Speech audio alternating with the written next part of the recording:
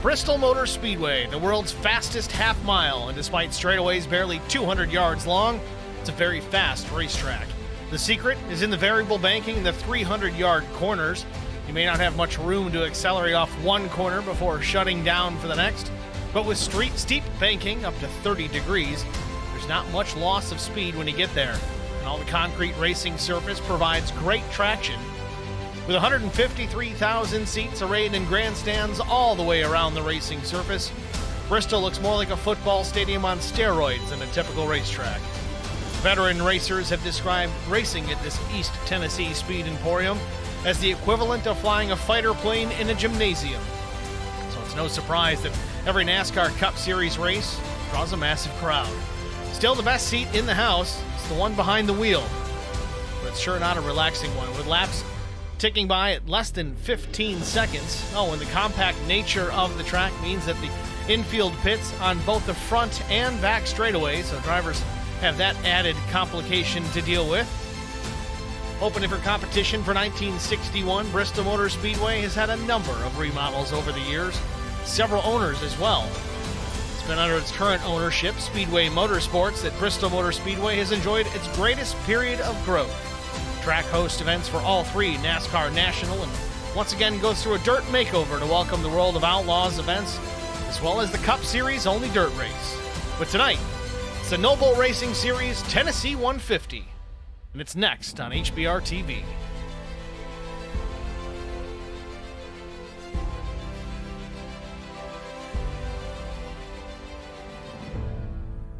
Good evening, everyone. Good afternoon. Happy Sunday to one and all. I'm Steve Singer with HBR TV, joined in the broadcast booth by Eric Dotson. Eric, happy Daytona Day, and, welcome back. How are you?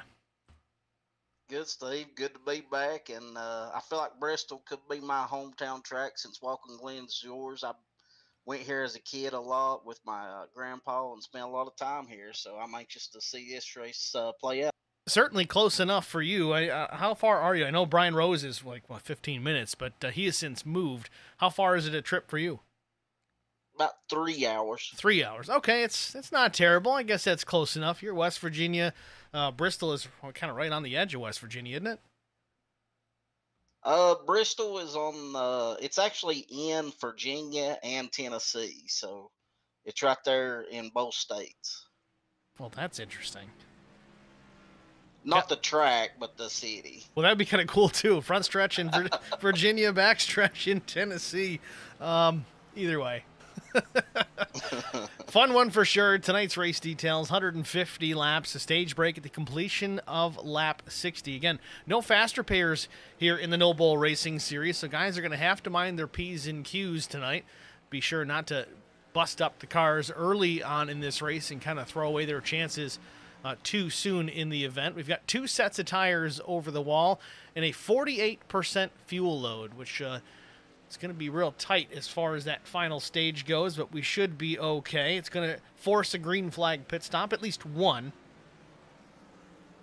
Now, Eric, I know last time we spoke, you didn't have a wheel due to some poor betting choices, I believe. Is that still the case? I do still have my wheel, but this is the last time I'm going to be with this wheel, so I'm going to have to order a new one quick. Well, that's certainly unfortunate. Take a look at practice times for the session. Zach Millett is fastest to 14:71, but not by much. Second quick, it's the 84 of Chris Mefford at a 14:72. Cason Plott, same time. Drew Blaze a 14:74. David Bradford a 77. Neil Quick a 77. Brian McCann a 77. Going to be awfully tight in qualifying, and qualifying going to be awfully important here tonight at Bristol Motor Speedway. So, speaking of qualifying, practice is complete. We're going to jump right into the quali session here in just a moment. See who takes to the track first. Looks like Zach Millett not wasting any time whatsoever to get out there.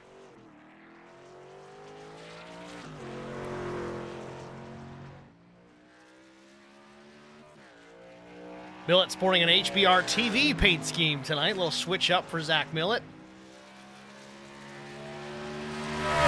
Let me guess, you painted it. No, actually, well, okay, it's a combination. It's a joint effort.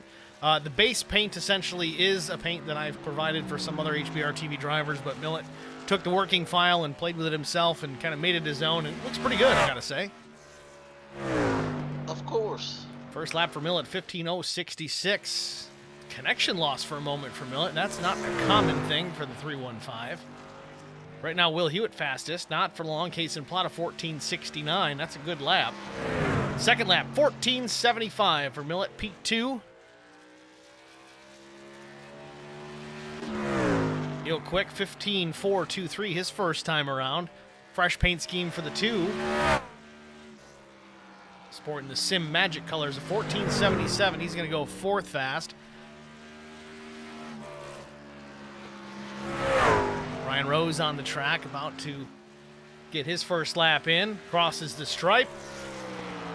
14:82, not a bad lap for the first time around. See if he can pick it up the second time by. Brian did mention in practice, it's a razor's edge between the perfect lap and getting into the wall, so you really got to balance the act around the corners. 14:92, slows down on his second time around. Jason Spear, 15:32 the first time by.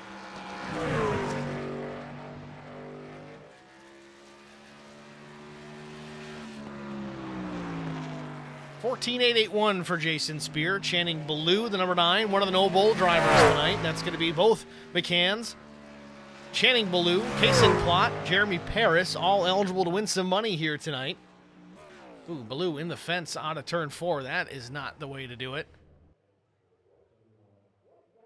In fact, I don't know that Ballou got a lap in. It doesn't look like he did. He's going to start towards the rear. This is not the track you want to have to start near the back at, No. but I mean, it is possible. Less than ideal. Chris Gillens, a 14:85, puts himself 11th. Good lap for the 28. Just about everyone has taken their lap. Alfie Charon on track.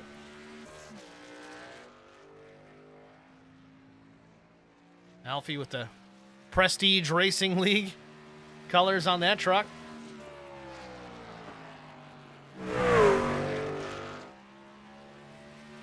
We've seen the drivers do a little bit different. Some of them running high, some of them running low on this qualifying lap.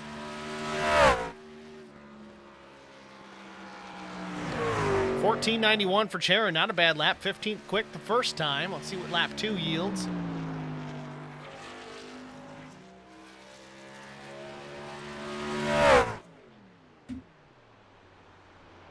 Picks it up, 14:872 for Alfie Charon.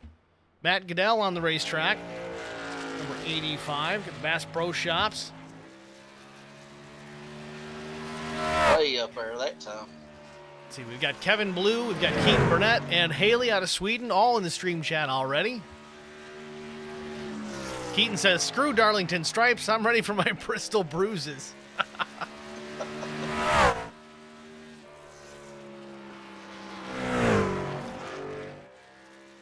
Good lap for Goodell the first time. Can he pick it up the next time by into 3 and 4?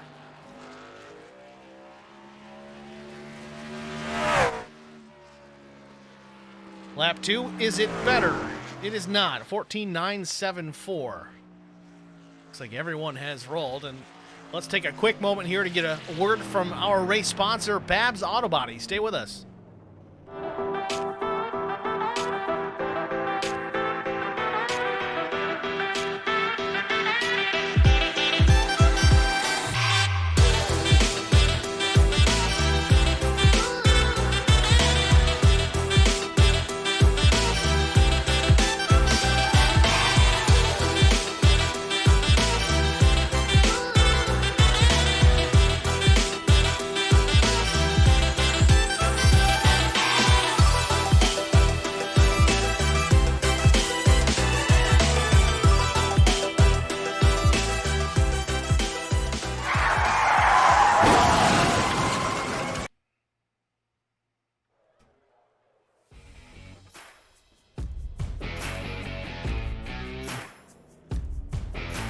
Welcome back to Bristol Motor Speedway. Qualifying complete. We do have our 5-minute warm-up session.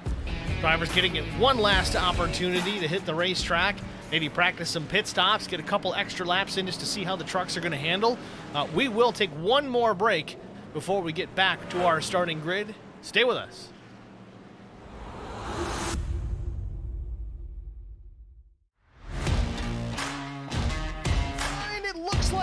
might have won this. He did by 2/100ths of a second over Brandon.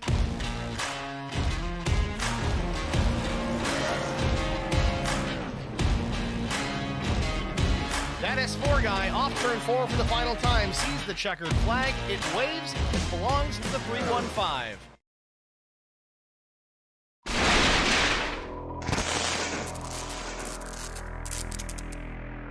Checkered flag. Contact and Brian Rose wins it. A photo finish at the line. Oh, we got a wreck. Will Hewitt's through the trial for the final time, and oh, they're wrecking. Big trouble. Vincent Short sneaks through, and I think Short...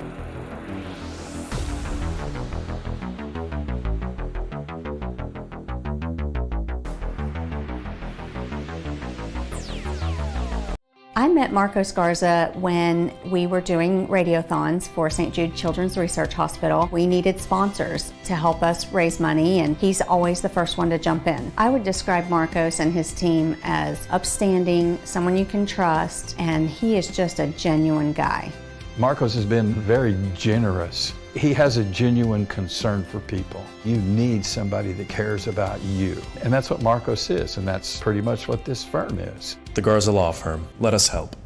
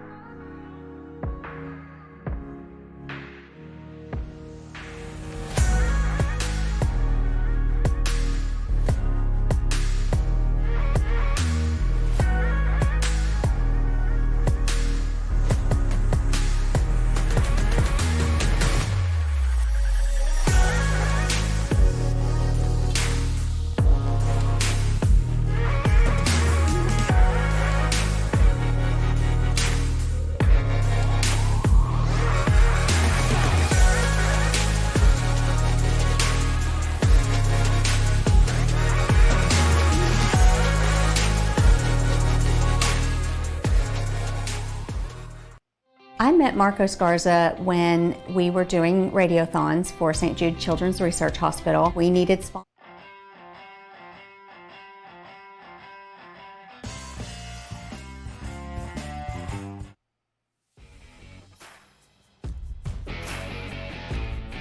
Welcome back, ladies and gentlemen, to Bristol Motor Speedway, the Tennessee 150 Noble Racing Series, presented by Babs Auto Body. On the pole position with a time of 14.695 seconds, it's the number 19 Speed Clinic Racing driver, Kason Plott. his outside from the IROC series. It's the 84 of Chris Mefford. Brandon Mefford in the 17, typically the 83. I would look for the 83 on the side of that truck tonight. Little glitch with iRacing. He starts third. Zach Millett in the 315 HPR TV. That S4 guy rolls from the 4th spot with Neil Quick, the number 2, starting 5th. Alan DeFries, the 71, rolls from the 6th position. David Bradford with Speed Clinic Racing starts in the 7th spot. 8th position goes to none other than the 89 Track Bar Media machine of Brian Rose. Will Hewitt from Outcast Racing starts 9th. Brian McCann, no bowl entry number 3, starts in the 10th spot with Chris Goins starting 11th. 12th goes to Drew Blaze in the 1. Alfie Charon Jr., good lap for Alfie. The 51 starts 13th. Jason Spear rolls from the 83rd spot. The 14th position in the 83, Matt Goodell, 15th. Mark Thomas, 16th. 17th goes to Mike Fahey. Thomas McMullen will roll from the 18th spot. Keaton Burnett, he'll start from the 19th starting position. 20th goes to Jesse Redding. Carson Conway, 21st. 22nd, Doug Wysocki. 23rd, Eric Beadle. Justin Johnson, 24th. 25th goes to Eddie Rose. Joe Tucker, 26th. Brian Torsha, 27th. Channing Ballou didn't get a time in qualifying. He's going to be fast regardless. Starts 28th. Blair Patterson, the 91, starts 29th. Mark Truxell, 30th.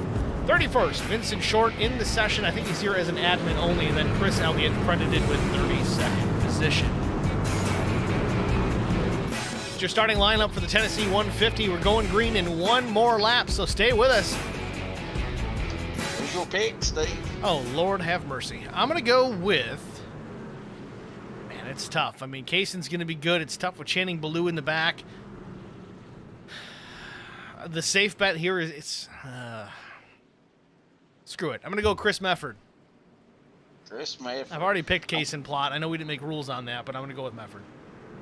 I'm going to take somebody different, too. I'm going to take the 46 of David Bradford.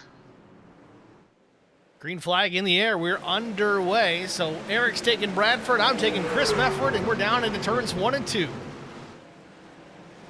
Looks like Mefford, the other Mefford's up to a good start here, battling on the high side.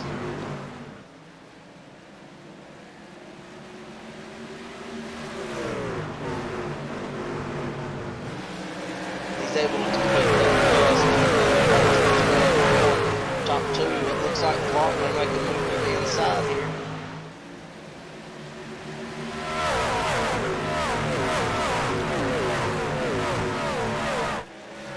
First few laps already complete here at Bristol Motor Speedway. They tick by in a hurry, 15 seconds apiece for the lead on the outside. It's the 84. Chris Mefford takes it from Kayson Plott early on. Plott now down to the bottom. Mefford slides up top. Eric noticed it in qualifying. Guys were taking completely different lines, some on the bottom, some on the top. I know, Eric, I mean, you didn't really turn laps tonight, obviously, but I mean, what was your preferred line at a place like Bristol? I always struggled at this track, so I'm really not the best here, but I always liked running the high side. I just felt more comfortable here. I would agree. I mean, I was never really quick here. Kayson Plott real loose out of turn 4, across the stripe, cleans it up, straightens it out. Millett takes the second spot in the meantime. But yeah, I'm with you. I mean, I was a high side guy, and that's really just because I really just couldn't run the bottom. I felt safer up top. There wasn't a whole lot of steering input up there compared to the bottom. This little high banked half-mile track, if you're up on the high side, and it does take care of the tires a little bit. So if on a long run, if you're lucky enough to have that, it can be an advantage. But meanwhile, Kayson Plott battling back, already challenging Mefford for the top spot here, 8 laps in, side by side with Millett. Both first and third place machines go topside. Plott seems to be able to get it done on the low end. Yeah, Plott's doing a great job on the inside there. I mean, the preferred line is, I think, the higher line, and Plott's doing fantastic battling back right there. It's going to be one of those nights. This place, I forget how hard it is to call a fast-paced race here. Mefford still out in front. Plott maintains the second spot, takes it back away from Zach Millett. Millett still in that third spot, high side. Plott takes another look to the bottom off of turn number 2. Nothing doing there for the 19. Still no way to get around. I think if he's going to do it, he's going to have to get a good run in the turn. Because, I mean, obviously, Mefford's getting the run out of the turns. Right on board with Chris Mefford. Mefford is doing a decent job here defending, but Plott Both drivers have a 15 flat as their fastest lap. Ironically, Millett the fastest on the track for now at a 14.95. Oh, contact made! Mefford goes around, gets the inside wall at minimum. No caution yet. Mefford just sits there on the bottom trying to rejoin. That's going to be a huge problem for the 84. Let's go back and look at it. We stay under the green flag. We'll try to slow it down here for you guys.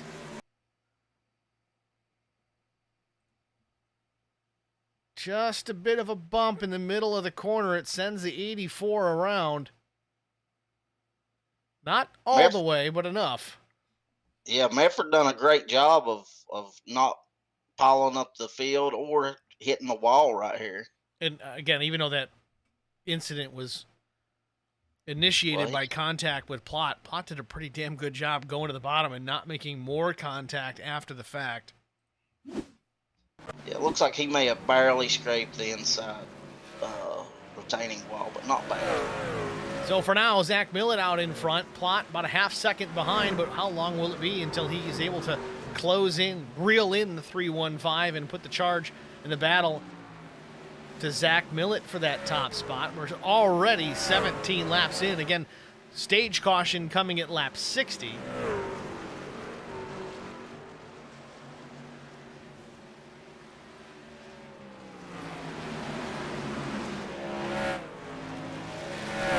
Action hot and heavy early on here at Bristol. To no one's surprise. Yeah, I mean, the leaders here, Millett and Plott, we may be able to see what the lines do as far as tire wear. I mean, because they are both still running two totally different lines. Mirror images, essentially. The alternate, that is. Millett up top. Plott's been running that low side. But guys like Case and Plott, they're certainly good around here. They know how to take care of the tires on their truck or car, if that is what they end up being in. Still only 20 laps, 10 miles in here at Bristol Motor Speedway.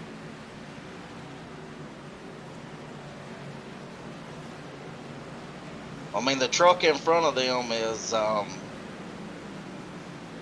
is Medford, so I'm anxious to see what happens if they catch Medford. I'm sure he's not happy with Plott right now. No, I'm sure he's not happy, but Chris Mefford, I don't know. He's all the times we've seen him race here at HBR TV, whether it's No Bull or even Scar last season, he's a clean racer.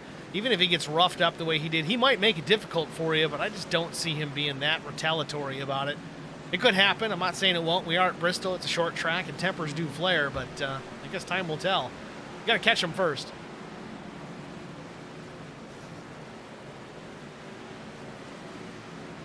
Chris Elliott going a lap down, giving the leaders plenty of space to go on by.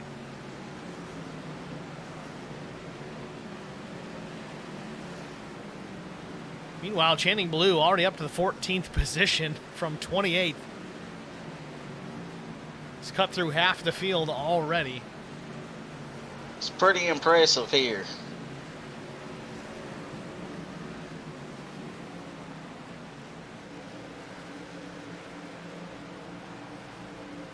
Pictures from the blimp.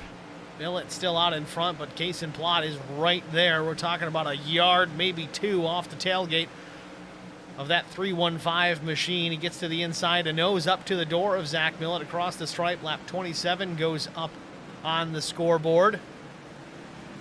Eddie Rose there is going to try and drop down and get out of the way of the leaders as well. Does it nicely. Still opens the door for Case and Plott. We saw this happen with himself and Chris Mefford early on in this race. Before they made contact, Plott was able to get to the inside, couldn't do anything with him, then decided to switch it up, get in behind of Mefford. And again, this early on in the race, I'm going to chalk that up to a racing deal. I really don't think Plott got into Mefford intentionally there. It's way too early to be that concerned with the top spot. I know Plott wants to try and be out front. I just don't see him doing that intentionally there. Yeah, I wouldn't think so that early, but, you know, these guys still probably don't like it. No, I mean, it's going to, frankly, it's going to piss you off if you're the guy that got turned while you're leading. I mean, there's no two ways about it. You're not going to be happy. But we'll have to see if these guys can kind of work out their differences by the time they get back to each other, whether it's for the lead lap or for position later on. We're already halfway through this first stage, so luckily for Mefford, it's happened early on. There's still time to recover and work your way back through. Again, Channing Ballou started the end of the field after having a terrible qualifying effort, made some mistakes, had some off tracks, and was essentially unable to clock in a clean lap, but he's already up into the 11th position, only 32 laps in, so it's working out for him. I would imagine it'd be the same for Mefford if he can get his way back up into that top 10, top 15 before the stage ends. Zach Millett's running a pretty good line right there. I mean, he's just so smooth in that line right up against the wall. Forget Zach Millett. Here comes Brandon Mefford for the lead. Where did he come from? Wow. We weren't even talking about Brandon Mefford. I know he qualified well, but all of a sudden he's in the mix, makes short work of Case and Plot, takes over the top spot as well, gets by Zach Millett with ease. Mefford's going to run good here. Already we can tell. He's up 2 spots. He started third, but man, he's put on the charge, saved his stuff early on in this first run, and you know what? It's time to go. I'm going to go by these guys. Oh, caution's out. A couple drivers around. Look like Thomas McMullen at a minimum, possibly Jason Spear. Yes, it was Jason Spear. McMullen straightened it out. He's on his way. First caution of the night. McMullen still running the Superior Class Auto Racing colors on the front of his machine. Better get that worked out, McMullen. Yeah, I'm breaking his balls. So what do we got going on up ahead here? Everybody's checked up hard. I don't know if we just got the leaders trying to slow down for the pace car. Tough to say, but halfway through this first stage, we're going to jump out and get a break out of the way. We'll be back after this. I met Marco Scarza when we were doing radiothons for St. Jude Children's Research Hospital. We needed sponsors to help us raise money, and he's always the first one to jump in. I would describe Marcos and his team as upstanding, someone you can trust, and he is just a genuine guy. Marcos has been very generous. He has a genuine concern for people. You need somebody that cares about you. And that's what Marcos is, and that's pretty much what this firm is. The Garza Law Firm. Let us help.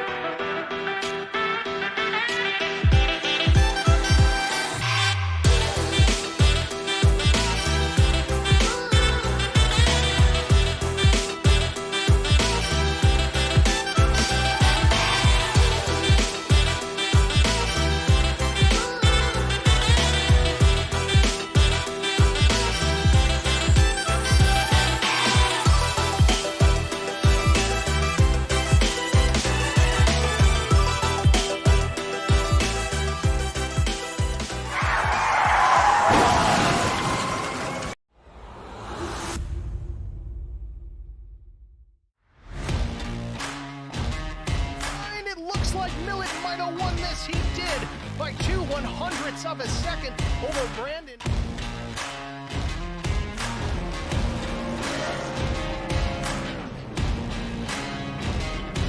That S4 guy off turn 4 for the final time sees the checkered flag. It waves. It belongs to the 315.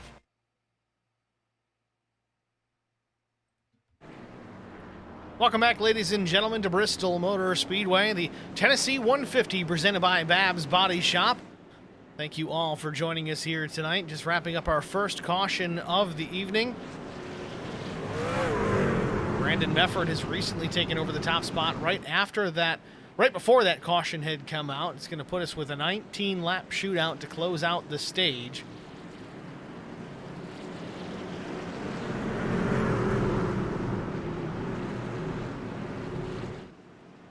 Pace car pulls off to banking, waiting for Barney the flagman to wave it.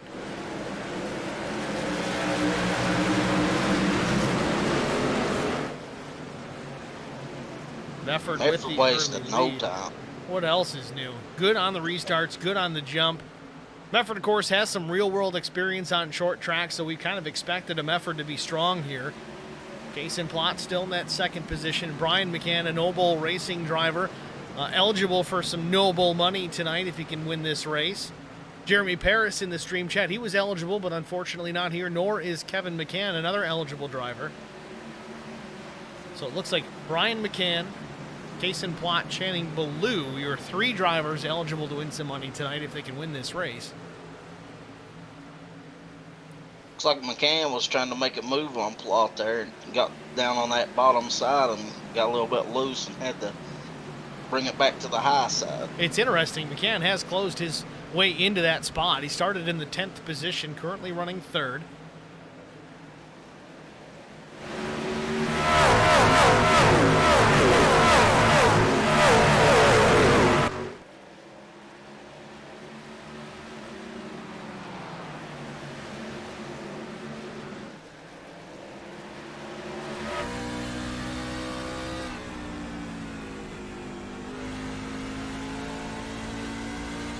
Right on board with Brian McCann out of King, North Carolina. His motto, when in doubt, go faster.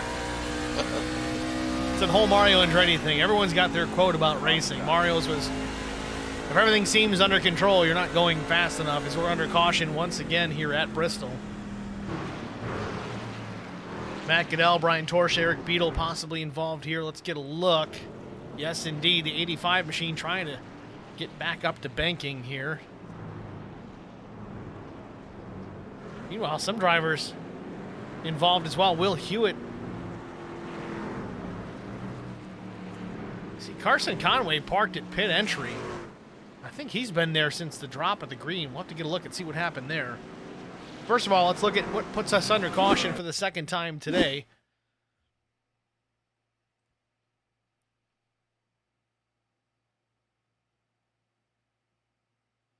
85 of Matt Goodell on the high side, that black and red Bass Pro Shops entry. He crosses the stripe. Does it happen ahead? It does. Looks like Drew Blades. Oh, no. Jesse Redding, Will Hewitt involved in that. Let's back things up here. Let's try and get a look from that perspective. That was more of a evasive maneuver than anything. So Jesse Redding in the 21. All right. Oh, it's way up It's there. way up there. All right, so we back up again.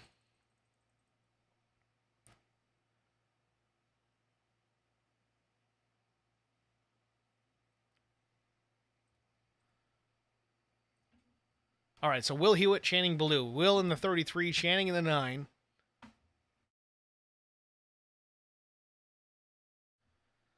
Channing just drops down, makes contact with Hewitt, just barely catches the left rear of Will.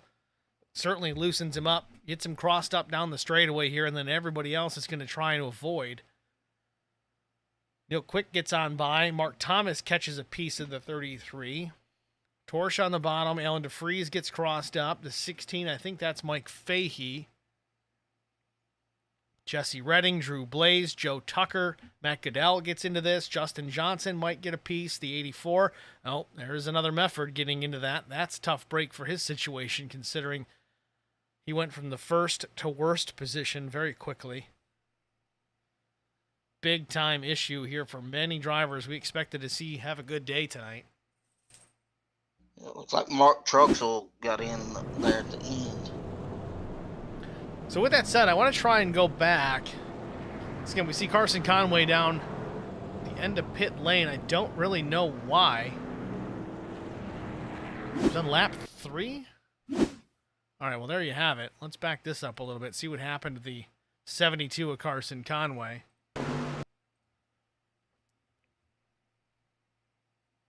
Again, this was 3 laps in. Conway comes up in front of the 21 of Redding. Redding had a little bit of a run out of the corner, catches the back bumper tailgate section of the 72, sends Carson deep into that pit wall.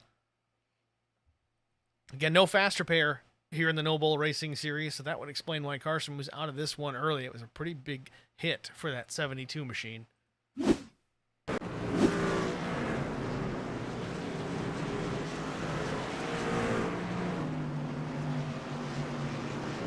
So meanwhile, Brandon Mefford continues to lead. We're on the 1 to go, so next time by we'll be back under green. Kaysen Plott to the outside, then row 2, it's Brian McCann, Zach Millett, then Brian Rose and David Bradford. Bradford's only up about 1 spot, but man, Channing Blue up to P7. Just tearing through this field. Green flag. I think we're going to see some good racing. Shootout.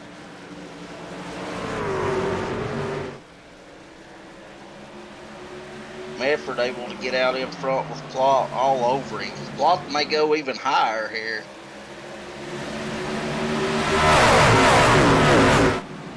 Plott looking to the high side. He's been a bottom feeder for the first part of this race, but now he's up top. A little bit of a bump to the 83, down into turn 3. Plott goes back to the high side. Millett was going to take a peek to the inside of Plott. Nothing doing there. Lap 55. Again, the stage break ends the end of lap 60. Mefford still with the position. Plott trying to go up top again. It's kind of the opposite of what we've seen from these two all race. But it's showing that both drivers capable of running the alternate line if need be. It's going to be a fun one to watch as this race progresses if these do continue this type of battle throughout the course of the night.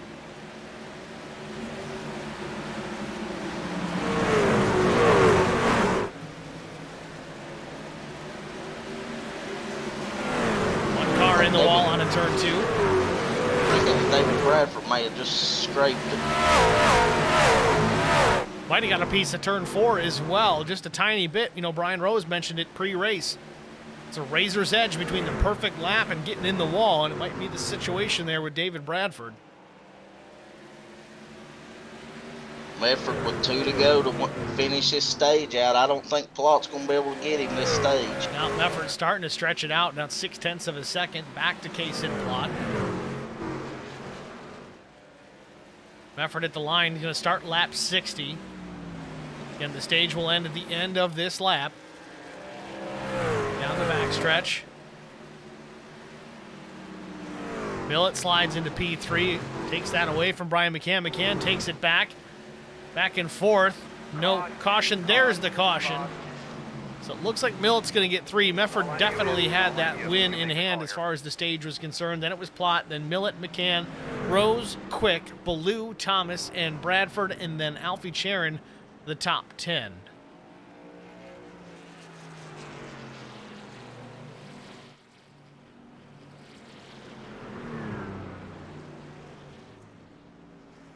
Just like that, stage 1 is complete. 61 laps down.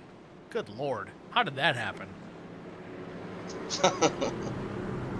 It flew. Man, we said it in the open. It's like flying a fighter jet in a gymnasium, or what was the other one that we always used to talk about? Was it's like running a race inside of a dryer, and every now and then somebody loses a sock.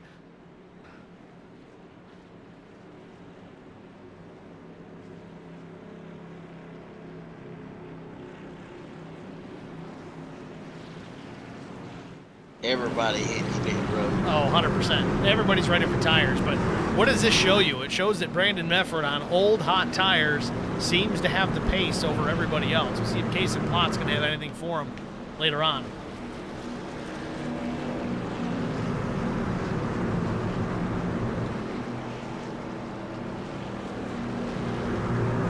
While we're Such under a long pit stop. Yeah, well, it's like 3/4 of a lap just to get to your stall. Yeah. While we are under caution, I want to thank Whiplash Sim Cams for coming through in the clutch for their cameras and the opening and post-race B-roll that you have seen and then will see. Andrew Cardinale really coming through for us here at HBR TV to get that done. A new dad trying to balance all that out with his time. Certainly appreciate the extra effort.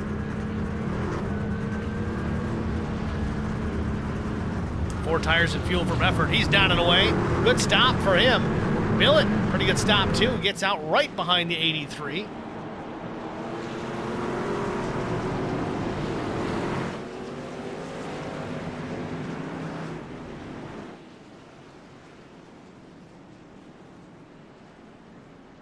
So I'm going to see if we can pull Brandon Mefford into the broadcast booth here.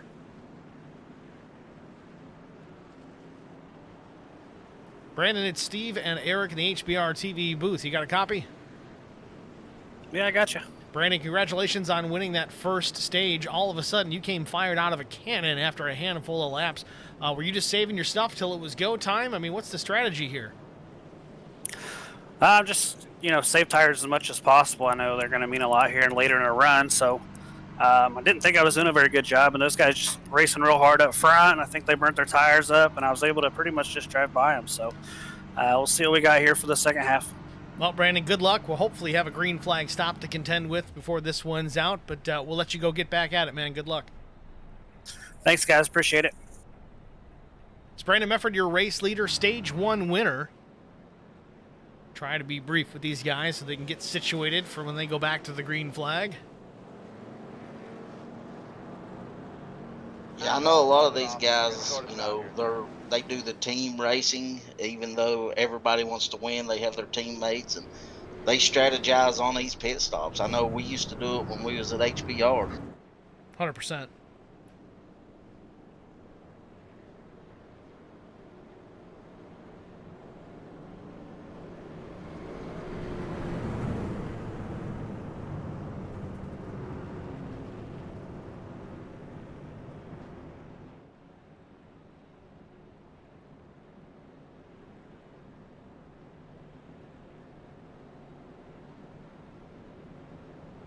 Looks like the other Medford is on pit road taking advantage of this caution, getting some damage repaired. Well, I remember he was involved in that caution we had just before the stage. Got some nose damage. He's not out of this thing yet. Still plenty of racing to go. If he can get that thing to handle a little bit better, he still may be able to salvage a solid finish.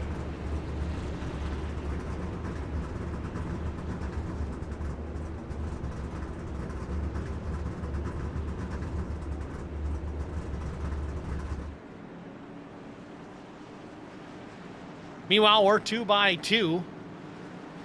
Oh, just like that, pace car leaves the track and Mefford fires. Don't know if that was too early or not, but he got away. Millett with a strong run down into turns 1 and 2. Millett got a great run. Yes, he did. He raced that advantage that Mefford had on the start. Side by side for a moment off of turn number 4. Mefford's going to pull it out on the high lane. And look who's running P3.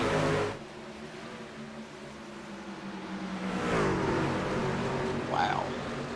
Reaper Speed Lab number 9 of Channing Ballou all over the tailgate of Zach Millett here, 70 laps in, just a handful of laps shy of halfway.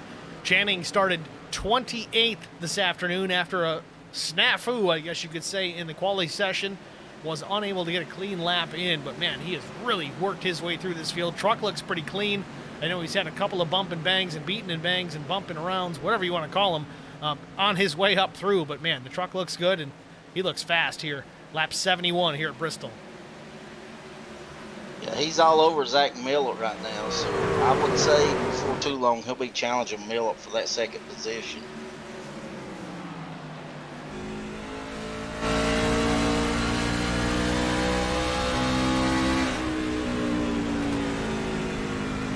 Right on board with Channing Ballou. It's the battle for the second position between himself and Zach Millett. Millett, though, he's not looking in the rear view. He's looking at Brandon Mefford.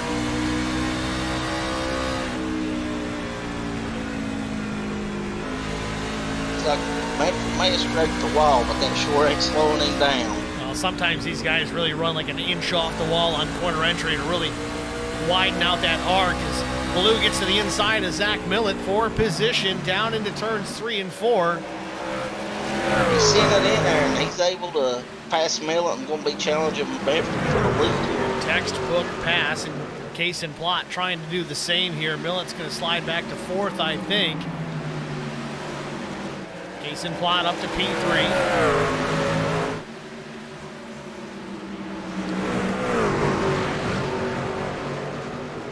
Neil Quick has slotted himself into P5.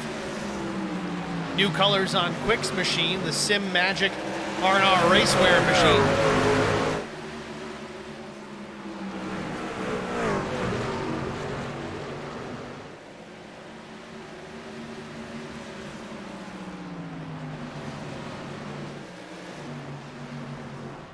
Drew Blaze still sits on pit lane. Jesse Redding, that was who I saw down pit lane, the number 21 entry.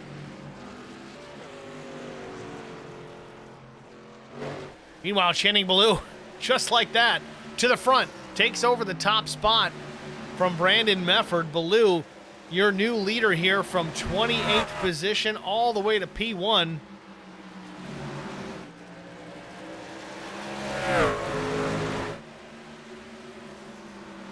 Absolutely insane. He has got a rocket ship. Definitely a wheelman behind that number 9 Reaper Speed Labs machine. Mefford's saying not so fast, though. 100%. Mefford's trying to go back to the challenge here, take that position back. He's like, hey, that's mine. I don't want to give it to you. You can't have it. Race drivers are selfish, and if they're not winning race drivers. Channing Ballou continues to lead a quarter second over Brandon Mefford. Then it's Neil Quick, who's quickly gotten into P3. Kaysen Plott P4, and then Zach Millett rounds out the top 5. Brian Rose has jumped up 2 spots into P6. David Bradford just comfortable riding where he started in P7. And cautions on the Speedway. David Bradford involved in this. Wow. Pace car hits him in the left front. I just noticed Neil Quick was in 3rd in no time. Yeah, he got up there fast. So we didn't quite catch, at least within iRacing, what happened, but we'll focus on David here with the yellow flag. It looks like the 51 at Sharon might have gotten to the back bumper, certainly at the point of him being sideways. I want to back it up a little bit further. See if we can get a better indicator here as to what happened. The 46 is David Bradford, then the 51 of Alfie Charon Jr. Yeah, definitely contact. It wasn't huge, but it was certainly enough to upset the 46 in the corner. It was right as he's starting to turn in, so timing certainly everything. Then Alfie really just finishes him off. Mark Thomas goes to the bottom trying to avoid, but he gets a piece of him too. So this is going to be some prestige worldwide action on Speed Clinic racing action. Oh boy. Good news for David Bradford is not a lot of damage on that number 46. He can certainly recover from that. But he's going to be hot-tempered once we go back to green, and I can't say I blame him. Meanwhile, Channing Ballou still out front.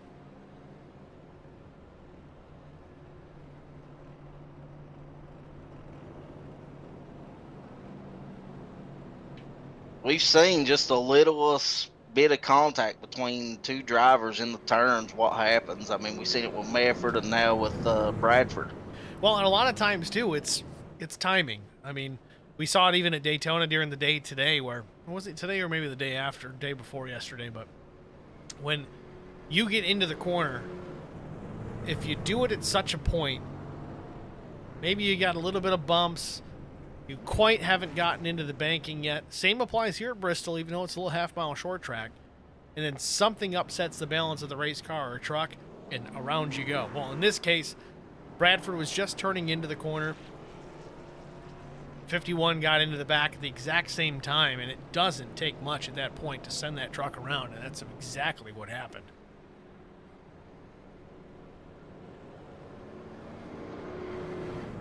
But, again, we are short track racing, and I'm sure David's not happy about it.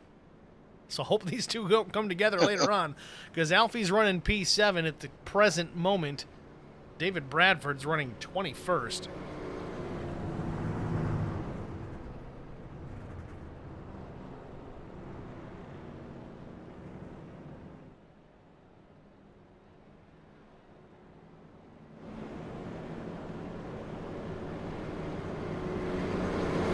Looks like the lights on the pace car just went off. But there's one to watch, Steve, at number 5. I have a feeling he'll be close to the front by the time this one's said and done.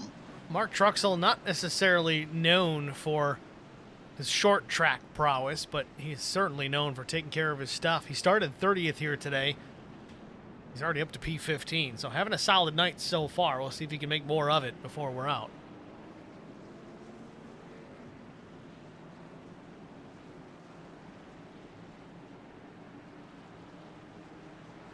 Pace car is off. Baloo jumps in the gas right away. We're back underway here at Bristol. Yeah, he wasted no time getting on the throttle there. Absolutely none. Neil Quick trying to fight for the second position while defending the third position. Best way to avoid the guy behind you is to put somebody between you and him. Absolutely. Yeah, Channing just gets a run. Caution on the Speedway once again. Don't see who has triggered this one as of yet. Maybe Chris Goins. Indeed it was.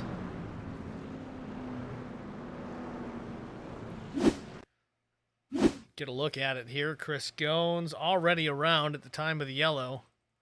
I'm gonna back it up here. Big issue. In fact, we were just talking about Mark Truxell. He was involved in this as well. Looking at the front of his truck, he may have got in something earlier as well.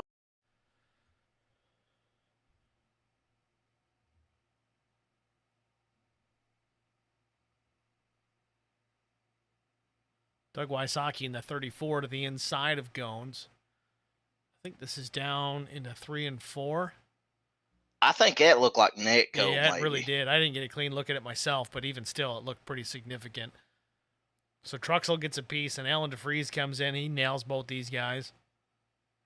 Bradford. Yeah, I think. Oh, man. David Bradford's going to get a big chunk as well after his issues.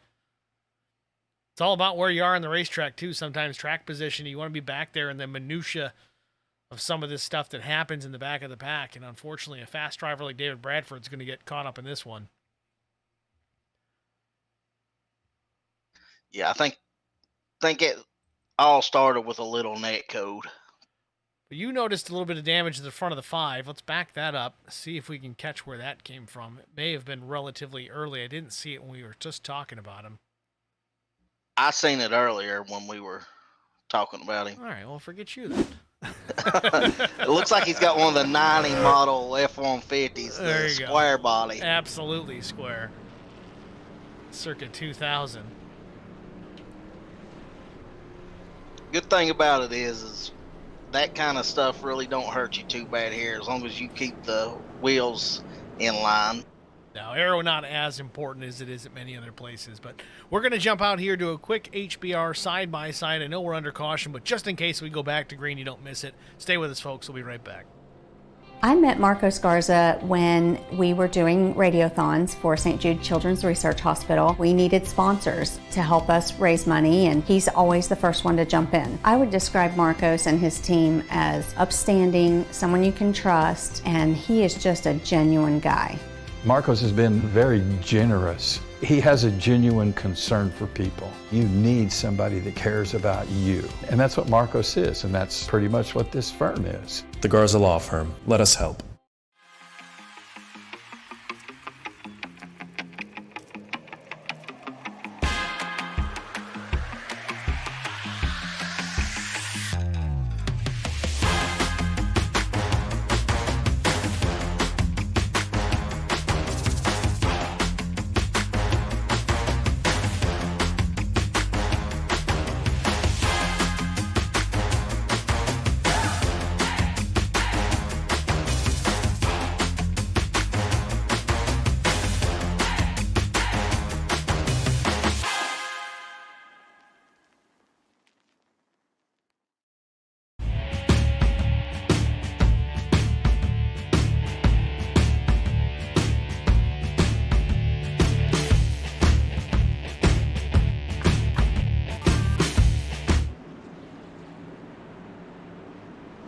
Back to Bristol, green flag in the air. Brandon Mefford on the gas once again. Second place, Brian Rose. Now Mike Fahey to the inside for P3.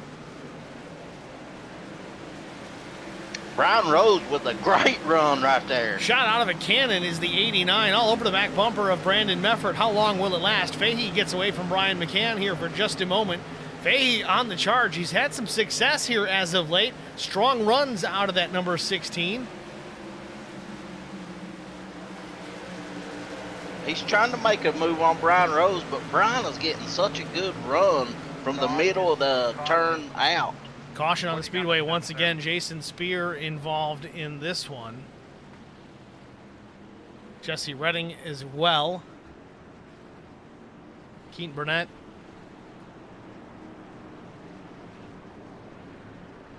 Let's get a look. Cautions breed cautions.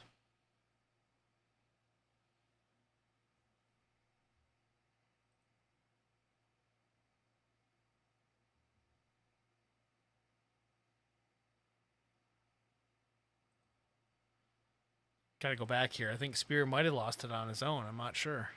A little bit of contact between Quick and Alfie Charon sends Alfie up the racetrack. Keaton stays low to avoid the 51. Doesn't see Spear, just barely to the inside. It's enough to send the 83 around down the front stretch. I don't know if they touched, did they? We'll get a better look at it here. I think they might have. I thought the 83 may have been hard on the brakes and took him around. No, I don't think he would have seen enough for it. No, there was contact. Slight contact or net code. Either way, the 83 gets sent.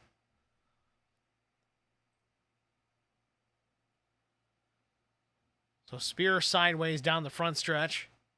Oh, Jesse Redding gets spun across the nose of, that's Mark Truxell.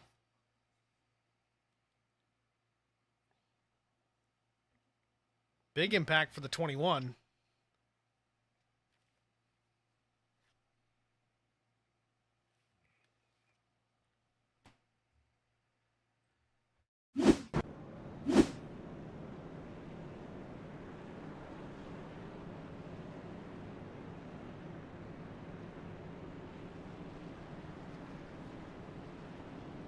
Well, 50 laps to go here from Bristol Motor Speedway, working our 6th caution of the evening. The first stage was pretty clean. We had one yellow about halfway through.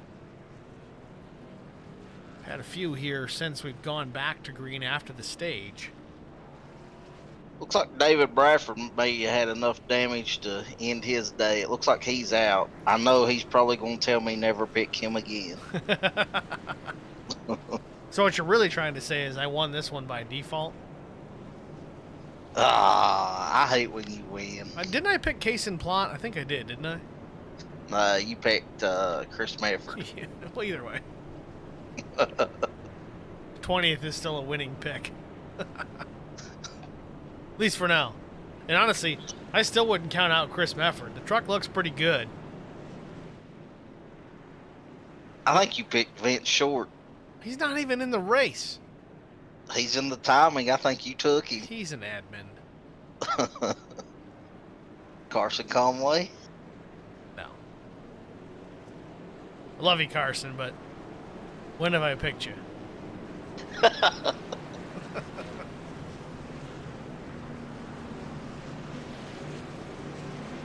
I can say that because we're all on HBR.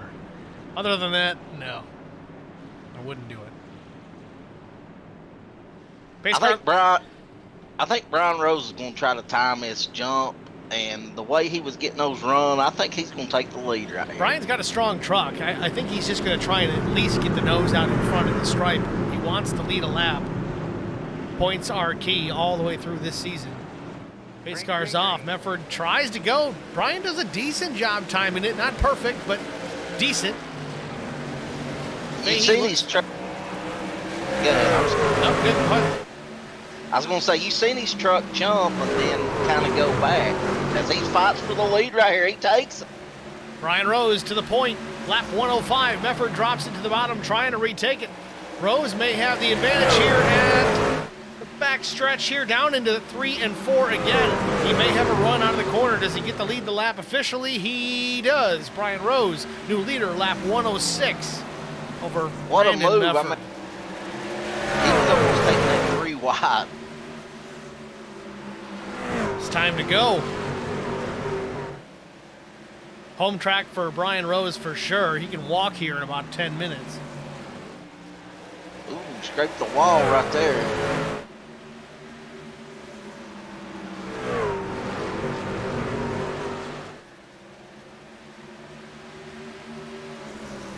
He's definitely putting some time down right now. I mean, he's took the lead and able to defend it and able to kind of put a little bit of distance, not much, but he's able to hold on so far.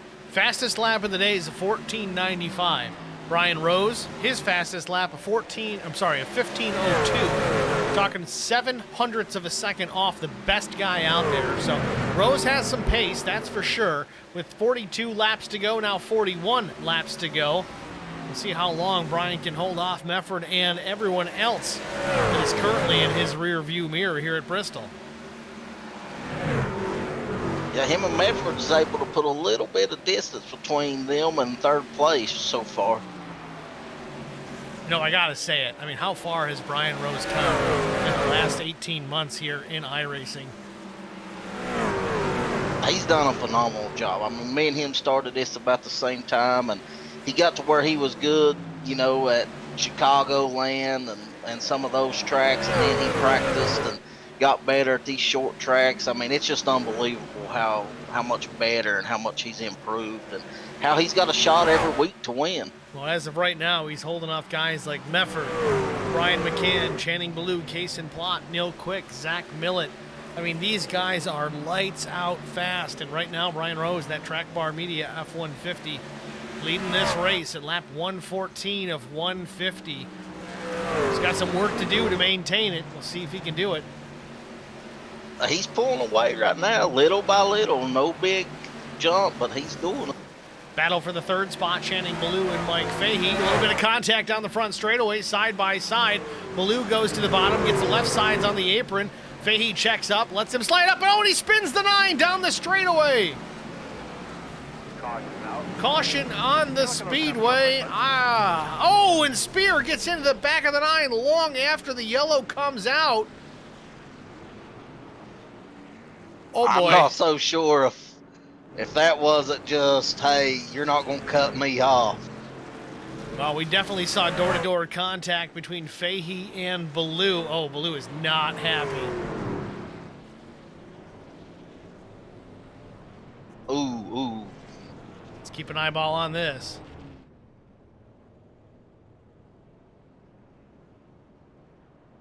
Think he may have got his composure a little bit. Might have thought better of it. Channing Ballou not happy, and I can't blame him.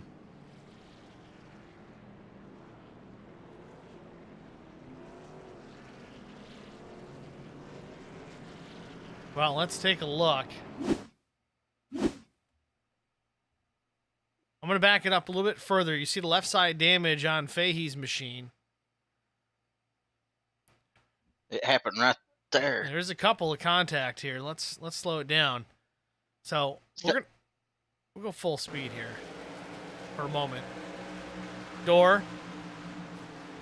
I think the damage happens right here. Yep. So there was one door. I think it was off of turn 2.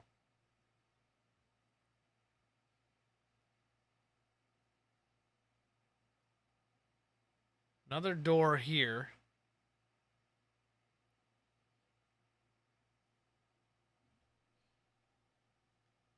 Bang, there's another door.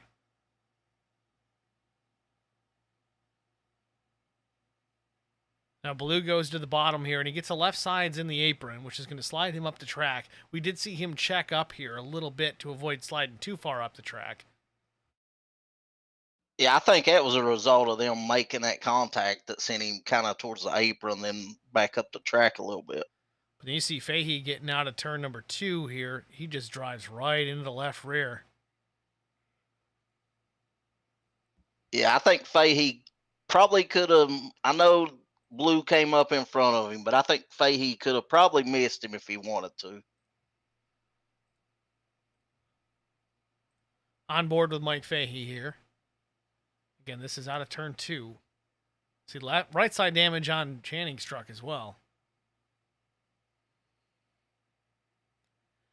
Yeah, once the contact was made, there was really no effort to check up either. Yeah, I think he didn't appreciate that kind of a slide job.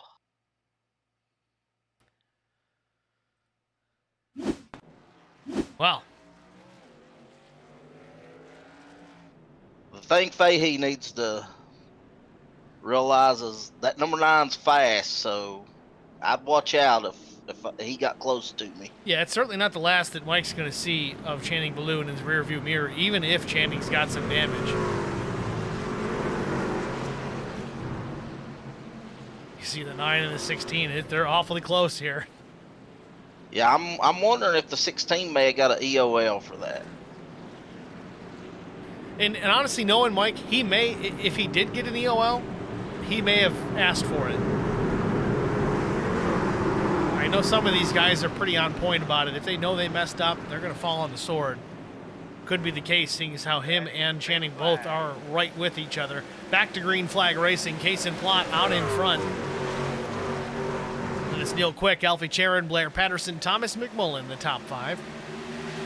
Whoa, big rig, big rig. All right, you tell me about your car, bud. Out of turn 2. 84 Mefford in that one as well.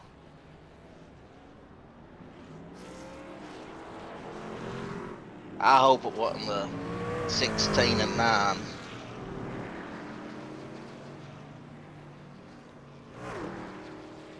Doesn't appear to be. Channing is in the pits, though, so let's take a look. See. Oh, yeah, he got in the fence. Sends Justin Johnson up the racetrack. I think something was happening before that, though.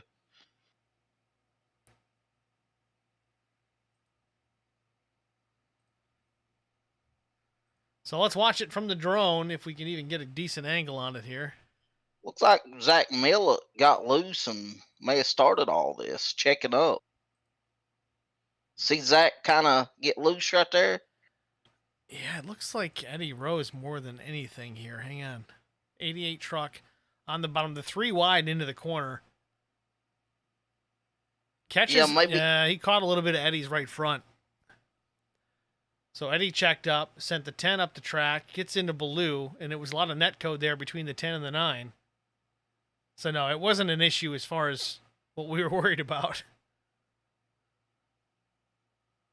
Man, a lot of net code in this corner. When I seen it towards the back, that's the first thing I thought of was the 16 and 9. Well, yeah, given their proximity, I was just thinking that there was some payback going on, but not the case.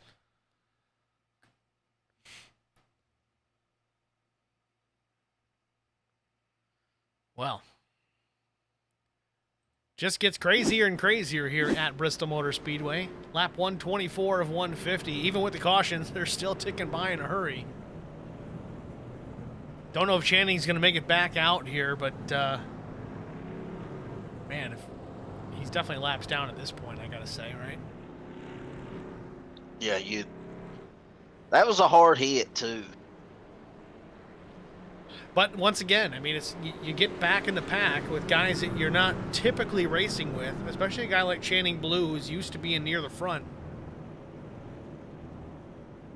Yes, he made his way all the way through the field. He started 28th because of the poor qualifying attempt, but you can get lucky one time going through the field, maybe not twice.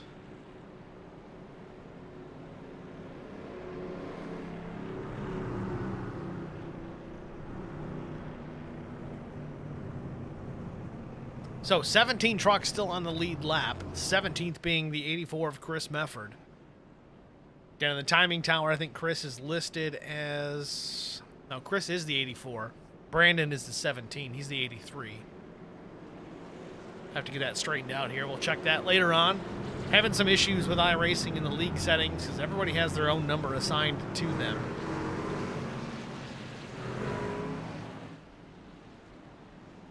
$25-lap shootout here. Here we go. It's going to be 24 when we get to the line. I think we've had some guys pit and some haven't, so a lot of different strategy here.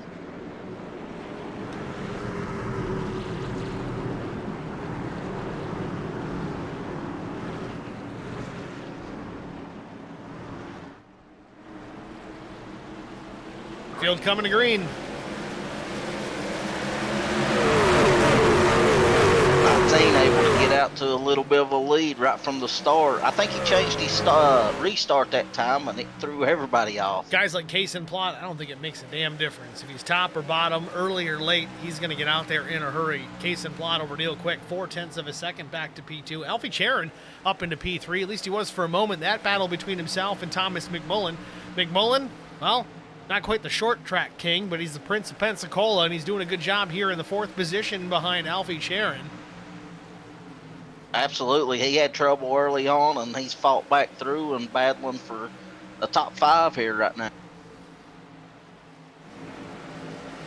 Battle for the 5th position. Blair Patterson has it. Keaton Burnett had it. No longer the case. Trying to battle back to retake that position. Patterson up the racetrack. Mark Thomas in behind. Keaton Burnett thought about going up the middle. Brian Rose is like, what are you guys doing? We got to get moving here.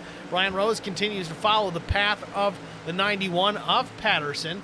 Patterson tucks in behind Keaton Burnett for that position as well. Mark Thomas still on the bottom. Mike Fahey going to work his way back through into the top 10 in the 9th spot. Brian McCann running solidly in 10th. Yeah, I think Brian may be a little bit faster than these guys. He just can't get through right now. Well, that's just it. I mean, this place like Bristol Motor Speedway, it's fast, it's high banked, half mile, it's short. But you got to find a way through. You got to make your way. You can't necessarily force it 3 wide at places like you can, like California Speedway or Auto Club for that matter. You can't do that here at Bristol. You can try, and it might work once, but it ain't gonna work twice. I think if Brian gets held up too much longer, he may try something crazy. No, if Mike Fahey doesn't try it sooner here to the back bumper of Mark Thomas, he is ready to go. Bump coming from Brian Rose. Brian checks up, doesn't want to run over Blair Patterson. Meanwhile, Case and Plot still out in front. 2/10 on Neil Quick. Oh, and the 50 goes around. Trouble out of turn number 4. Caution on the Speedway once again. Big time trouble. Zach Millett, Eric Beadle. You got the 83 of Mefford in this as well. Doug Wysocki, Mark Thomas, Brian Torsha, Chris Gones. All being involved in some way, shape, or form. Let's go back and look. The 16 just run over people again. Fahey just gets to the left rear and just drives right into Mark Thomas. Sends him up the track, catches Brian Rose, Brian McCann, Millett, Mefford, Wysocki.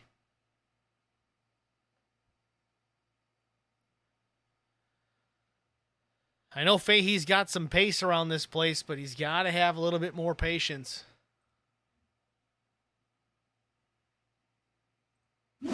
Yeah, I mean, I know it's go time. We're at 14 laps to go now. I get it, and I won't say that I haven't been just as guilty as doing the same stuff, but I mean that's. Go ahead, Brad. Back-to-back cautions. It really is. You know, you got to try and, I don't know. It's tough to say. I mean, we are late in the race. But you can't be dumping guys. And effectively, that's what it was. Whether it was intentional or not, I mean, it's hard to say because at a place like Bristol, that could be just as much intentional as it was inadvertent. But 2 in a row, I mean, common denominator right now, it's the 16. I hate to say that. I like Mike. We get along pretty good. We share paint assets, all kinds of good stuff. He's a good dude, but I'll be honest, he's not made a whole lot of friends here tonight at Bristol. Which again, it's Bristol Motor Speedway. It's short track racing. It's kind of what we expect. Yeah, I think he just ran out of patience there. And again, it's late in the race. It's hard to say I blame him. You know, it is time to go. He's got a fast truck. He's up in that top 10 most of the night. He wants to go. He wants that solid top 5 or maybe even a shot at the win if the guys have a problem out front. Who knows? But I don't know. You can't run over guys like that. It's just...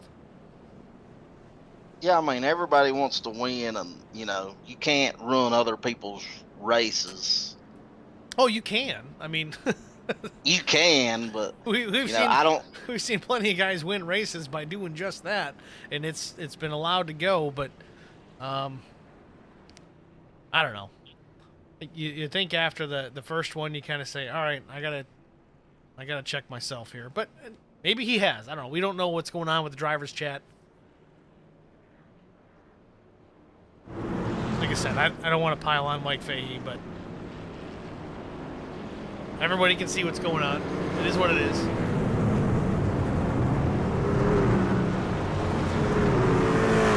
Okay, so I'm not paying attention to the stream chat, so that's my fault.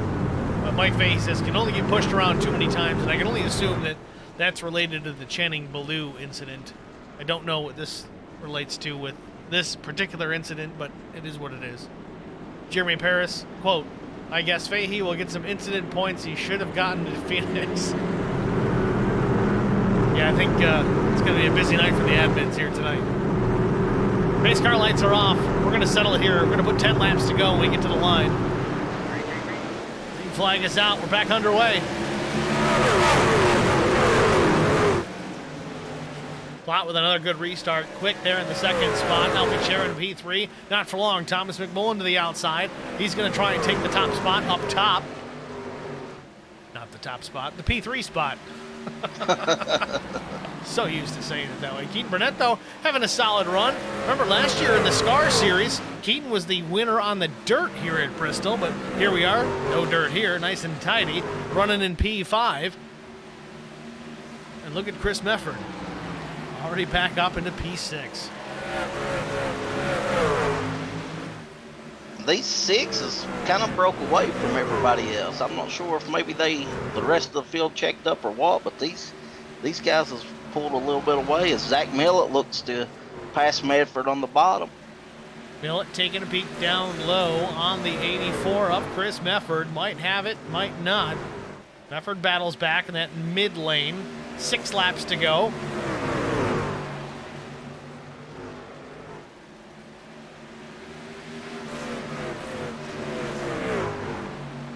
Plot continues to lead over Neil Quick, Thomas McMullen, Alfie Charon, and the 84 of Chris Mefford. Then it's Millett, Keaton Burnett, Patterson, Beadle, and Rose, the top 10.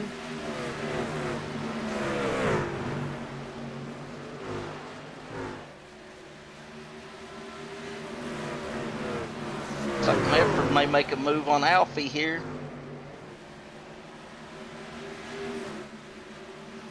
Mefford goes to the bottom. Alfie Charon slides topside. Zach Millett kind of looking between the two, trying to figure out where to go. No draft here at Bristol Motor Speedway. Millett still tucked in behind the 51. Bit of a push. Don't know if he got contact or not, but thought he sent the 51 down in front of the 84 of Mefford. 2 laps to go. Case and Plot still with a lead in hand, stretching out that advantage out of turn number 4. Barney's got the white flag in hand one more time around. Case and Plot out of turn number 2. 4/10 back to Neil Quick. At the stripe, checkered flag waves. Case and Plot, your race winner here, the Tennessee 150. Second place, Neil Quick, Thomas McMullen, P3. Millett and Mefford, Chris, that is, P5. Alfie Charon, Keaton Burnett, Blair Patterson, Eric Beadle with the top 10. Brandon Mefford, 10th. Solid race here tonight at Bristol Motor Speedway. Mefford getting into Plot, just sending his displeasure.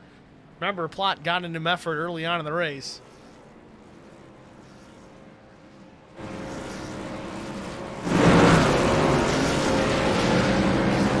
Yeah, there will be some tempers after this race, I feel. 100%. It's Bristol, baby. What would you want? Exactly. Jeremy Paris says, way to go, Kaysen. SCR on top. Steve sent my congrats. I guess it means Jeremy's peacing out.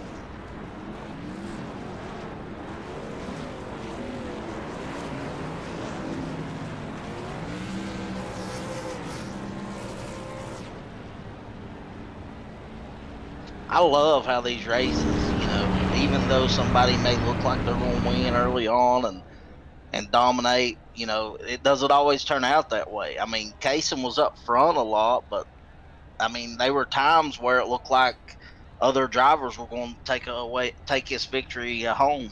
Kaysen looked strong all night long. He had his share of adversity. Again, a little bit of controversy there with Mefford, but battled back.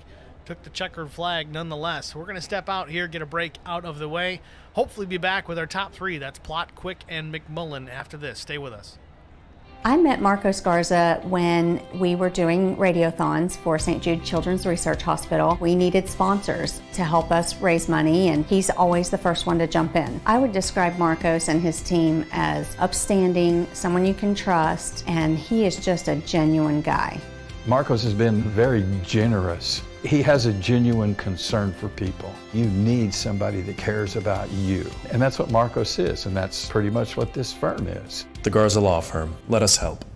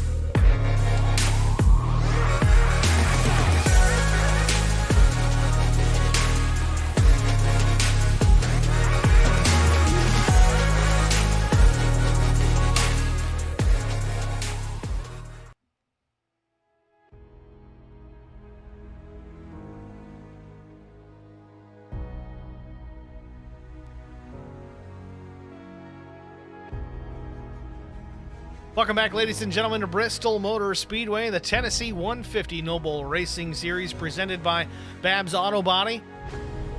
Just like that, you blink and it's over. We had our fair share of cautions, and this thing is still over in a hurry. Kaysen Plott, your race winner. We'll pull him up into the broadcast booth. Kaysen, Steve, and Eric in the HBR TV broadcast booth. You got a copy? Yes, sir. Kaysen, congratulations, man. An awesome run here tonight. Solid finish. Put it on the pole. Had your share of controversy. I think it was with, it may have been the 83 of Mefford. But walk us through that first and foremost. I know you guys kind of made some contact. He went around and, well, that was on from there. But you ended up battling it back and came back to the victory. But walk us through that particular incident. Well, first off, I know this ain't gonna mean nothing, but I do gotta apologize to him. I was being stupid and not being patient, and just trying to lead some laps. And definitely, I meant to move him, but I definitely didn't mean to, be more on his left rear and get him, sideways. So it'll be fair game, but I totally expect to get paid back for that one. But I do apologize. I was just trying to, like I said, trying to lead laps and trying to, get as much points as possible. Missing Phoenix, couldn't make that race due to an emergency I had to go to. But yeah, I mean, ain't much to it. Shouldn't have happened, but it was an accident, and I apologize for it.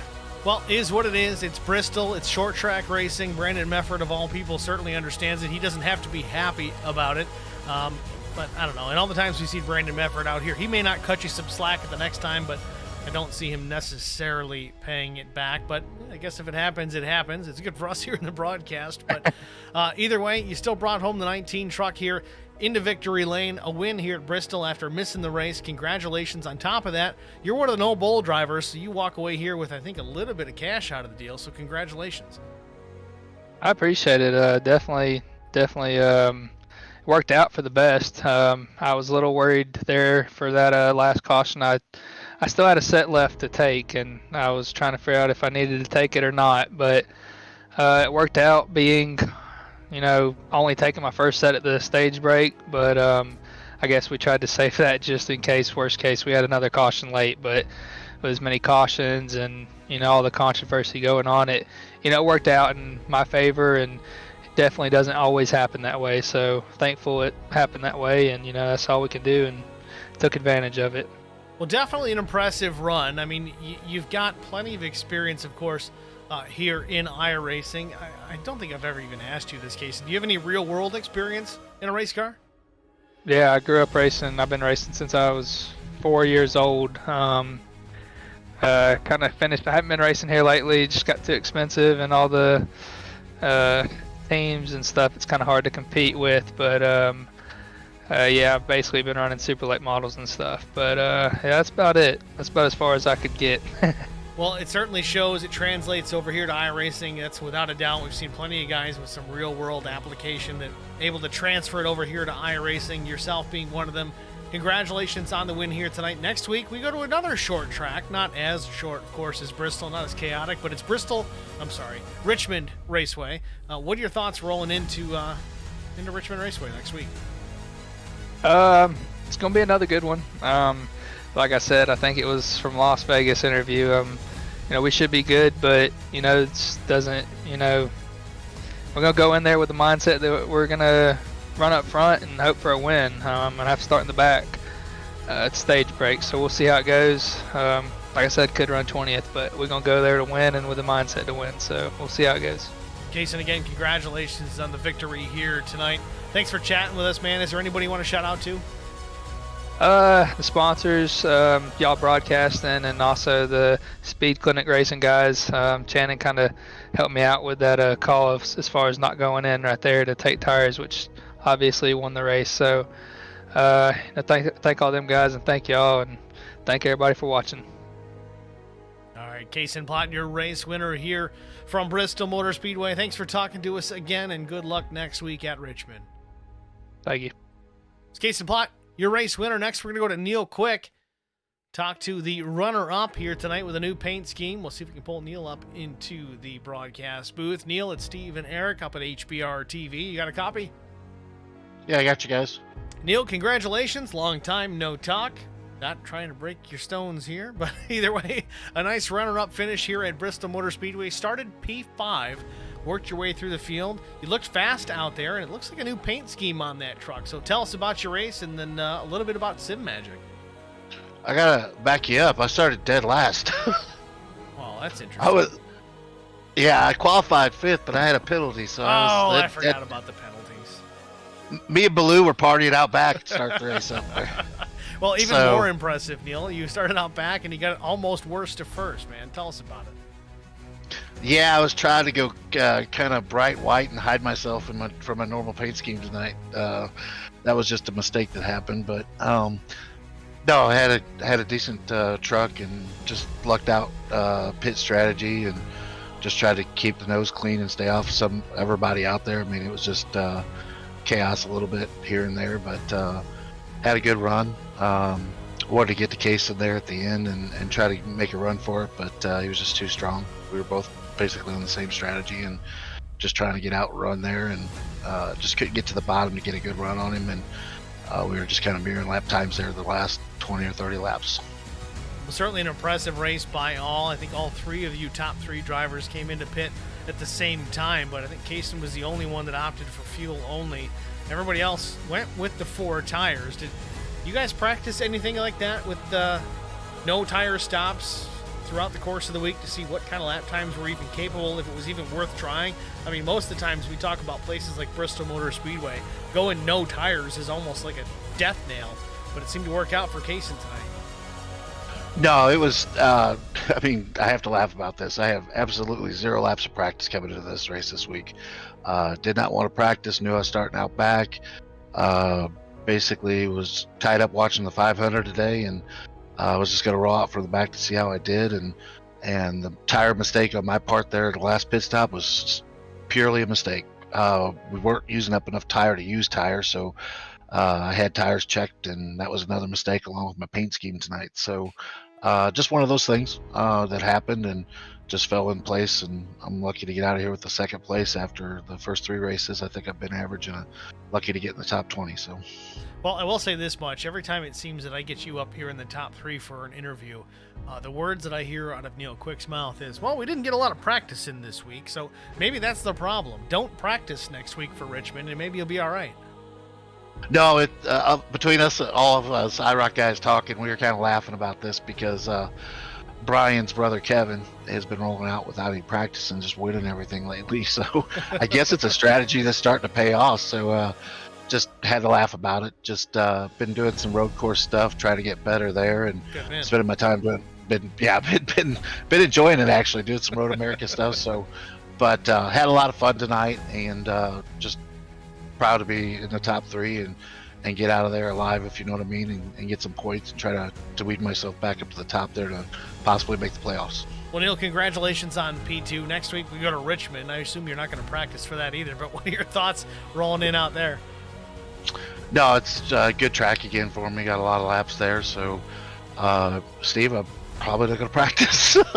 I'm just gonna roll in there, but man, you guys did a great job with the broadcast again, like always tonight, and I'd like to thank all the No Bull Racing Series sponsors, Babs Body Shop, Triad Electrical, Eric Dotson, R&R Racewear, all the guys that make it happen, and all the admins that put it on. So looking forward to Richmond next week.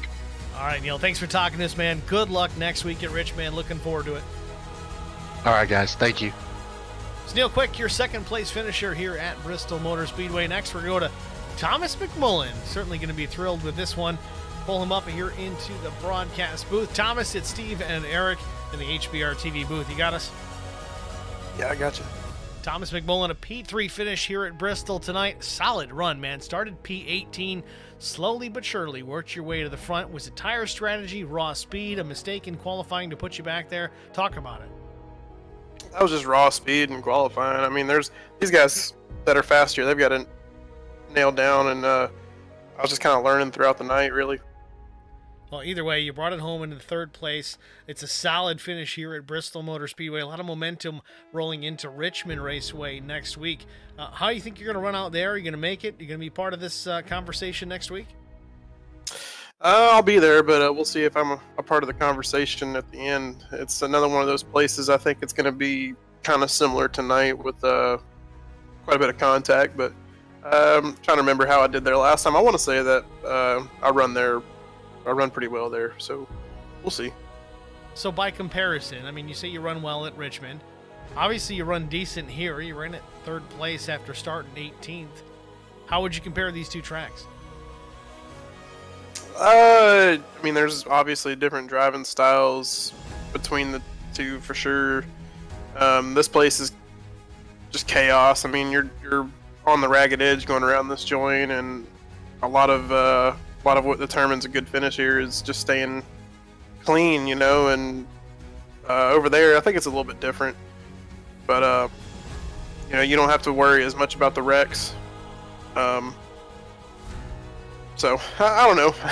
I mean, that's kind of a weird question for me. I don't run like these guys do. These fast guys that come up here and get top fives week in and week out. This is really just a kind of a hobby for me that I do on Sunday nights with these guys. So, to come out here and have a good finish like this, really, it feels like a win to me. Well, I mean, it really should, Thomas. I mean, if this is just a hobby for you, you don't run up front with these fast guys. Let me tell you about the fast guys that you beat tonight. Zach Millett, Chris Mefford, Brandon Mefford, Brian McCann, Channing Ballou, David Bradford, Drew Blaze. You beat all these guys tonight. So don't sell yourself short, man. You've got a chance next week at Richmond. You got a top 3 here at Bristol. This place is tough, and you came through. You're talking to us here post-race, so it can't be that bad, man. Congratulations. And good luck next week. Who do you want to shout out to tonight? Well, first of all, I appreciate that. And I just want to say a big shout out to Babs Auto Body for sponsoring the race tonight.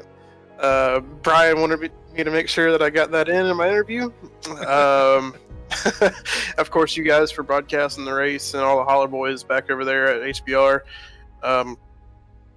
Splash and Go Graphics does the paint on the truck. We got Saints of Speed on there, Next Generation Fishing Charters, VCA, Veterans and Community Alliance. That's about it. Also, big thanks to you guys for broadcasting the race. We'll see how we do next week, man. Coming in with this big group of guys that we have, it's a lot of what determines a good finish is just staying clean right now, because we're all kind of unsure on how to race each other and how other people are going to race us. So we'll see. It's kind of luck of the draw, in my opinion, still, but every week is different. Well, Thomas, speaking of Splash and Go, make sure you let those guys know that it's not Superior Class Auto Racing and Hateful Chicken anymore, so see if we can get that updated. Yeah, I need to get a new scheme for 2023 anyways. I've been behind on that. All good, man. Congratulations on the top 3 run tonight. Nice work. Good luck next week at Richmond, man. Thanks for talking to us. Absolutely. It's Thomas McMullen, your 3rd place finisher here tonight at Bristol Motor Speedway. Do appreciate those guys all chiming in and talking to us here tonight. Let's take a look at our race results, official race results. We talked to our top 3 already, of course. Kason Plott, Neil Quick, Thomas McMullen. Then it was Zach Millett, Chris Mefford, Alfie Charon Jr., Keaton Burnett, Blair Patterson, Eric Beadle, a nice run, P9. Brandon Mefford finished P10. Brian Rose brought it home 11th. Mark Truxell was 12th. Mark Thomas 13th. Eddie Rose, a good finish for Eddie. He was 14th tonight. Doug Wysocki, he brought it home in the 15th position. Brian McCann was 16th. 17th was Brian Torsha. Chris Goins, 18th. Chris Elliott, 19th. Mike Fahey was 20th. Matt Goodell, 21st. Channing Ballou, 22nd. Justin Johnson, 23rd. Jason Spear, 24th. David Bradford was 25th. 26th went to Alan DeFries. Jesse Redding was 27th. Drew Blaze, 28th. Joe Tucker, 29th. Will Hewitt was 30th. Carson Conway, 31st. Vincent Short classified 32nd, but up in the tower as the admin tonight, so pay no attention. Thanks, everybody, for watching here tonight. If you haven't already, please subscribe, like, follow, share, all the good stuff. YouTube.com/@HBRTV in the number 1 on YouTube, of course. Facebook as well, /HBRTV1. We do post there as well. The streams happen on the YouTube side. The links go up on Facebook. A post here or there throughout the course of the week. We do appreciate all of the participation in the stream chat. Channing Ballou saying thanks for the broadcast. Jeremy Paris the same. Mike Fahey, Keaton Burnett, Haley out of Sweden. We do have international people watching this race. That's the coolest thing. I don't know. I say it every freaking night. It's really awesome that you guys chime in to watch us. I don't know how you found us, but I do appreciate it. But lastly, Eric, tell me your thoughts on tonight's race. I know it was a little hectic after the first stage. We had a bunch of cautions, but we still had some good racing. I think the guys that we expected to see out towards the front ended up towards the front. Tell me about your night as far as what you think about tonight's race here at Bristol. I think it was a great race. You never can tell who's going to come away with the victory. The competition in this league is so good, and these guys give each other a great race every night, and I'm sure there's some tempers flaring, but like you said, it's short track, and we'll see if that carries over to Richmond. Well, yeah, I mean, that's just it. Richmond, it's another short track. I hesitate to say it's faster than Bristol, because Bristol with the banking, yeah, it's shorter. It's a half mile. I think Richmond is a little more than that. I want to say it's a 3/4, but I should know that. I've been there a few times. But nonetheless, I don't know. I like Richmond. There's more braking involved into it. There's a little bit more finesse that's involved in a place like Richmond Raceway. Yes, Bristol is its own animal, but it's just so fast. You really don't need to be jamming up on the brakes. You got to kind of lift and let the truck carry its way up the racetrack if you can. Richmond's a completely different animal. It's about getting on the brakes, getting in the corner, rolling the center the right way, being careful about how you get on the throttle out of the corner so you don't over-rotate the thing and spin it out. I don't know. It's a bit of an unknown. I'm certainly looking forward to it, and we'll see how things pan out next week at Richmond Raceway. Should be fun. Certainly going to be, and I just want to reiterate the fact tonight, I won the pick department. Yes, you did. I think it's 2-1. I don't know. I stopped keeping track. I'm going to leave you to keep track. You could probably cheat it up if you want, but it is what it is. 2-1 my favor. Okay. All right, guys. Well, thanks for watching. Tune in next week, certainly for the No Bull Racing Series. We've got broadcasts all week long, though. If you're into road racing, tune in tomorrow night. We're going to be at Interlagos for the Lone Star Racing GT3 Series. I still haven't figured out the exact times. I've got them all posted. They're already up there. Check us out on the YouTube if you're interested. Tuesday, we've got the Numb Thumbs Racing League Truck Series. Wednesday, Black Horizon Truck Series. And then Thursday, the Lone Star Racing Cup Series. We are plenty busy as far as HBR TV is concerned. So please tune in and watch. We do appreciate it. Whether you've got somebody in the fight or not, just come here and hang out, man. And we appreciate it. Jump in the stream chat. We'll talk it up. I guess that's all I got. Thanks for watching, guys. You guys have a wonderful night. Thanks.